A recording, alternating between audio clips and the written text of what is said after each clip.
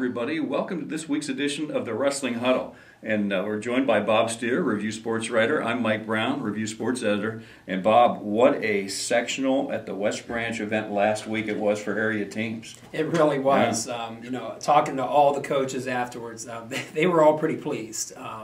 Especially the three, Alliance, Marlington, and West Branch. Yeah. West Branch was thrilled to get 9 kids out. Right. And Coach Hamilton was real happy with the 7 that Sure. he got out. You always want to get 1 or 2 more, Yeah. but he was happy with the 7. And Coach Shaw, what a Yeah. job he's doing in He Alliance. really is. Not only getting 5 out, but as he mentioned, they had 5 more wrestling for 5th and 6th place. So even though they didn't get out, they had 10 guys wrestling Saturday evening, Right. Which is a huge step for their program. It sure is. So absolutely, they had a great weekend. And the Salem Quakers had a good, Salem they Quakers were a surpassed what I surprise. thought. Yeah. They were a surprise, Yeah. and we'll touch a little bit on Slocum Yeah. later. But Yeah. they had a kid that's really come from out of nowhere. Was injured all year. Mm-hmm. Was injured all year. Just came back, the last couple matches of the Yeah. year, and now he's a sectional champ. That's and amazing. looking at things, he's got a good chance to get through. And Right. and they had 4 totals. So Yeah, that's great. And the Southeast Pirates are tough as ever. They got a couple guys going to the district as well. they have a couple good young ones. Yeah. A couple good sophomores there. So yeah. Right. Again, I'm sure they could have used, would have liked to see a couple more get through, but, I'm sure they're happy with the Oh, 2, yeah. with it, 2 that are going. Right. Well, let's turn the clock ahead a little bit and let's look at the Alliance District this week. Obviously, the West Branch Sectional feeds the Alliance District, so we're going to have 5 review area teams there. I believe we have 27 area qualifiers, which is a large number. It tells you what kind of year it's been for review area wrestling. So let's talk a little bit about the Alliance District. It's going to be a very good district again, isn't it, Bob? It's going to be a very good district. There are 4 sectionals: West Branch, Lake Catholic, St. Vincent, St. Mary, and Northwest that feed into Alliance. And we've said it before, by far, West Branch is the toughest sectional. So Right. just coming out of this sectional, at least sets you up decent at district. Right. But yeah, there's some really good teams out there. As far as the team race goes at Alliance, I think you've got a team like Perry coming in from the Lake County sectional that. Lake Catholic sectional that I think Perry's probably the favorite at this Right. point. Sure. They've got a couple. They've got a returning state champion and Right, another Billy projected Miller. high state placer in Eric Gessick and Colin Deese also as the top 3 kids. So I think they've got the district level firepower. Yeah. But I can see West Branch. Yeah, with 4 sectional champions going in. I can see them being a top 5 team if they have a good weekend. Right. Sure. And Marlington's got 7 kids, so if they perform well, they should be in that upper echelon also. Right. Well, I'll tell you what, Bob, you want to take a look at some of the individual matchups that you foresee this weekend in Alliance? And by the way, Friday's action will start, correct me if I'm wrong, Bob, at 3 o'clock at Alliance, and then it resumes, I believe, Saturday morning, I believe at around 10:30 or 11 o'clock in the morning. Yes. And then the finals will be later in or early evening, around 5 to 6 o'clock for the finals then. So, but it should be exciting. But let's take a look at some of the matchups. Absolutely. I think it's easiest just to go down through the weight classes because the area is represented in every class except for 195. Right. So, at 106 we have Kellogg from Salem and Schoffer from West Branch. Kellogg had a tough draw. He drew a returning state place in the first round. So, he'll have to look to try and battle back through consolations. I really like Schoffer's draw. I think at the end of the day he might have to beat Giannetti again in a go-to. Perhaps not, but the way the bracket looks, I can see another, Schoffer, Giannetti go to state match for a second and year they have in a row, great matches and back-to-back weeks. So, and that's exciting. Sure. It's a kid that Schoffer beat last week, so you have to feel good about that. 113. You got Brennan Joseph from Marlington. Good wrestler. And absolutely, and Justin Mitchell from West Branch, a young freshman that's done real well this year. Yeah. And if they both, and more for Mitchell, I would say, because he's so young, he would need to have a really good weekend. But if he does, I can see him and Joseph maybe in the consolation side of things going for a go-to-state type match or the match before. Joseph, they've got a couple really good kids in their half, but I could see Joseph getting through the quarters maybe, into the semis. So. I think Joseph has a shot. The way the bracket breaks down, I think he has a decent shot. Of getting out. All right. Looking at 120, Gerbach, the freshman from Marlington. Sure. Again, there are no easy draws for freshmen, but I'm sure he's gonna give a good run. And Pigeon from West Branch, Okay. returning state placer. pivotal match, really. I mean, they're all important, but in the second round, he'll have Gunter from Coventry, who beat him last year at District. All right. And but Pigeons, he's wrestling well right now, and he needs to get past that quarterfinal match. If he does, I think that sets him. If he doesn't, he'll have to probably beat Frost, who's beaten him a couple of times now. That's a tough way to go, isn't it? Or the projected champ Bennett, whoever loses that match. Right. Yeah. So, Travis really needs to win that quarterfinal match against Gunner, and I think he can. There's no question he can. But, I circled that match as one I'm going to be watching. One to see. Absolutely. 26, you got Steer, the freshman from West Branch, and Kirk from Marlington. Yeah. I'm a little biased, but I think Steer has a good draw. Yeah, he does. He should win his first two. Should put him in the semifinals against Walker Sheffy from University. And we've seen he hasn't wrestled Sheffy, but he's been at the same tournament. Steer placed ahead of him at Kenston, and they have a couple common opponents where the scores are pretty similar. Yeah. So it should be a great match. Yeah, boy, I tell you what, I like Steer a lot. That is a really talented young wrestler. Yeah, a lot of good things ahead for him. So I think he's got a pretty good shot to get out. Right. A lot of these guys, it's just on them. I'd say a lot of these guys have shots to get out. When you get to this point, everybody's good. It comes down to the little things here and there, and that plays out that way every year. Yep. 132, A.J. O'Brien from West Branch and Brett Bailey from Southeast. A.J. drew one of the projected top three in Aaron Gessick in the first round, so he'll have to battle his way through. But Brett Bailey, I like his draw. I really like his draw. I think he has a shot to get out. And he's only a sophomore, and but I think he has a very favorable draw.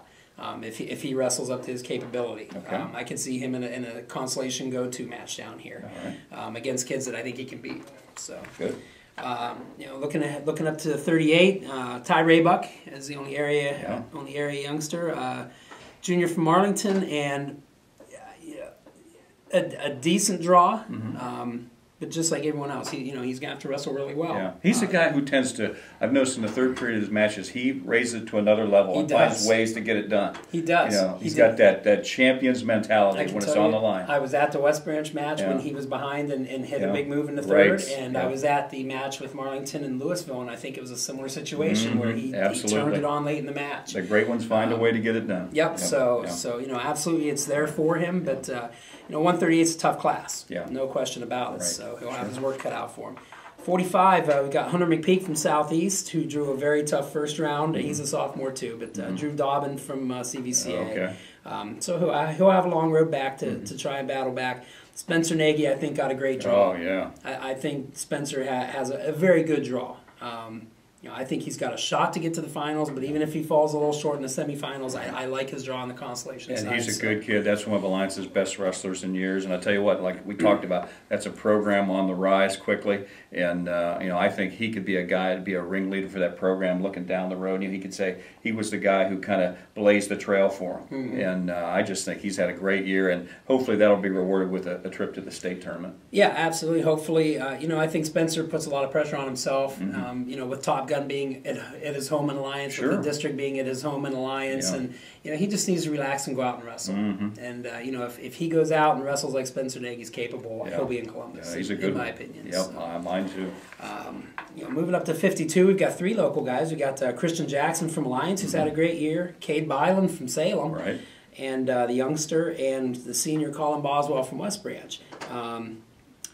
I think Byland should win his first one, then he's got one of the top-ranked kids in the second match. So, he'll drop down, have to battle back. In fact, I see if they both wrestle well, because Jackson also has a tough second-rounder, I can see Jackson and Byland out here wrestling. Wrestling toward the end of the day Saturday, possibly in a go-to type situation.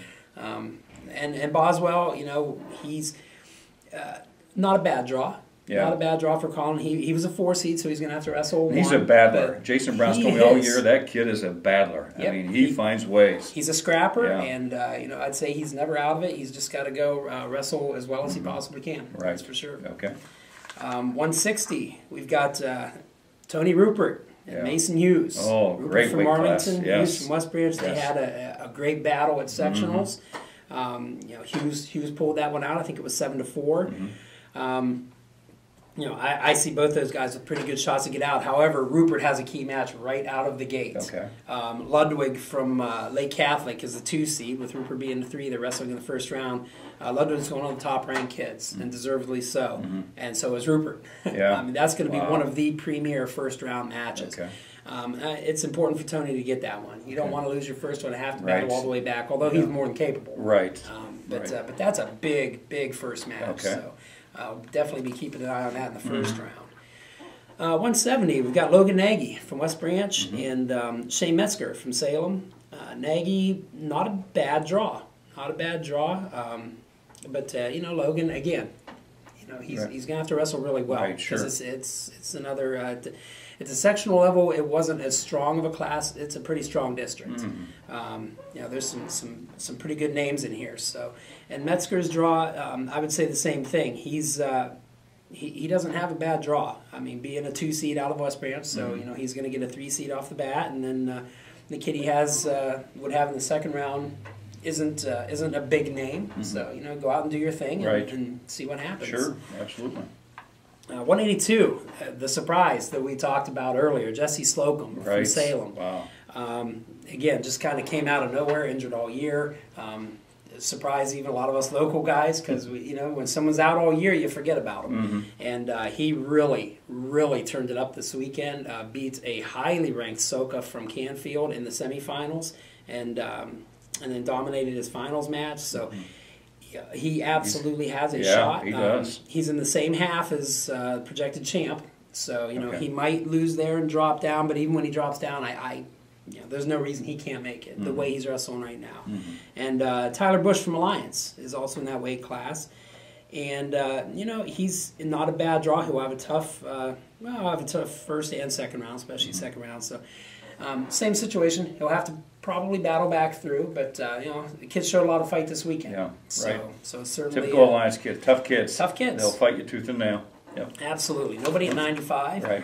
220. We've got the two that have battled here recently: Higgins and Watson. Ben Higgins from Marlington, Adonis Watson from Alliance.